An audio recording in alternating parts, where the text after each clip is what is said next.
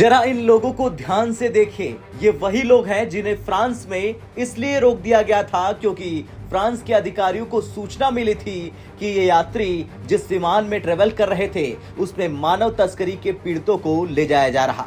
मगर अब ये लोग भारत वापस लौट चुके। ये तस्वीरें उस वक्त की है जब ये यात्री वापस मुंबई एयरपोर्ट पर पहुंचे।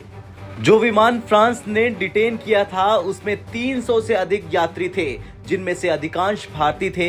हालांकि उसमें से 276 भारतीय यात्रियों को लेकर रोमानियाई उड़ान सुबह मुंबई पहुंची। करीब 25 भारतीय यात्रियों ने फ्रांस में शरण ले ली है।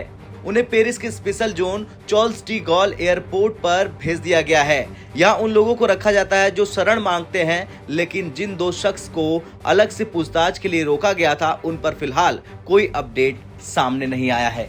दरअसल कुछ दिन पहले फ्रांस ने भारतीय नागरिकों को लेकर निकारागुआ जा रहे एक विमान को रोक दिया था, जिसको लेकर कई तरह के सवाल भी खड़े हुए। मगर भारत से अच्छे रिश्ते और दबदबे को देखते हुए फ्रांस ने इन यात्रियों को वहां से जाने की इजाजत दे दी है। इस विमान में ज्यादातर लोग भारतीय मूल के थे। ऐसा बताया गया था कि विमान वेट्री एयरपोर्ट पर ईंधन भरने के लिए उतरा था। इस दौरान फ्रांस के अधिकारियों को सूचना मिली कि इसमें मानव तस्करी के पीड़ितों को ले जाया जा रहा, जिसके बाद फ्लाइट को उड़ान भरने से रोक दिया गया। वेट्री एयरपोर्ट पर रिसेप्शन हॉल को वेटिंग एरिया में बदल दिया गया और सभी यात्रियों को वहां रोक दिया गया था। जिस फ्लाइट को फ्रांस से उड़ान भरने से रोका गया था वो लीजेंड एयरलाइंस की थी। चालक दल के सभी सदस्यों को पूछताछ के बाद जाने की अनुमति दे दी गई। विमान रोके जाने की सूचना मिलने के बाद भारतीय दूतावास के अधिकारी मौके पर पहुंच गए थे। बकायदा एम्बेसी की तरफ से ट्वीट कर इस बारे में जानकारी दी गई, जिसमें ये बातें लिखी गई कि फ्रांस के अधिकारियों ने हमें सूचित किया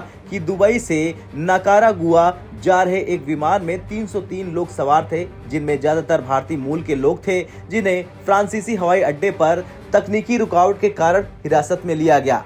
दूतावास की टीम पहुंच गई और काउंसलर एक्सेस प्राप्त कर लिया। हम स्थिति की जांच कर रहे, यात्रियों की भलाई भी सुनिश्चित कर रहे।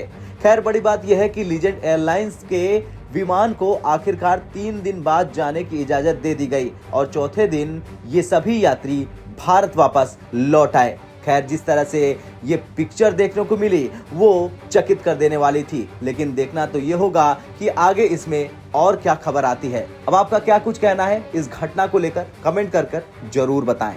ब्यूरो रिपोर्ट, भारत तक।